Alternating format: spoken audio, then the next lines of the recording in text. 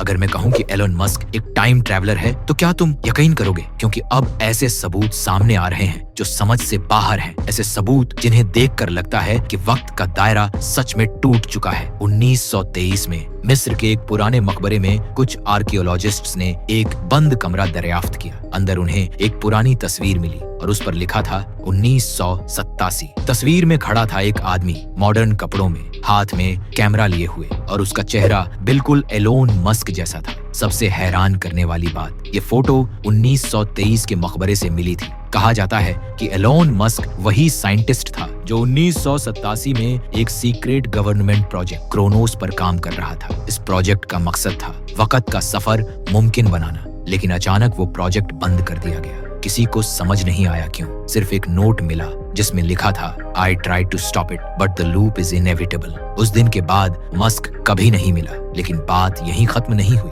1980 में एक और तस्वीर सामने आई, फिर वही चेहरा, मगर इस बार बुजुर्ग हालत में, और नीचे लिखा था 2025, यानी एक ही आदमी 3 मुख्तलिफ दौरों में मौजूद। साइंटिस्ट्स ने जब उस पर रिसर्च की तो उन्हें 1987 के लैब नोट्स मिले जिनमें लिखा था वक्त सीधी लाइन नहीं होता, ये एक चक्कर है और मैं इस चक्कर में फंस गया हूँ। यानी वक्त घूमता है फिर लौट आता है, और जो एक बार उस दायरे में घुस गया वो कभी निकल नहीं सकता। फिर 2020 में एक टीम ने दोबारा वही मकबरा खोला। अंदर उन्हें वही कैमरा मिला जो पुरानी तस्वीरों में था। जब उन्होंने फिल्म डेवलप की तो तस्वीर में वो खुद मौजूद थे उसी मकबरे के अंदर, और नीचे लिखा था 2045 the end of the loop. अब सवाल ये है, क्या एलोन मस्क वाकई एक टाइम ट्रैवलर है? क्या उसने वक्त के सिस्टम को तोड़ दिया? और अगर ये लूप वाकई खत्म होने वाला है तो 2045 में दुनिया के साथ क्या होने वाला है?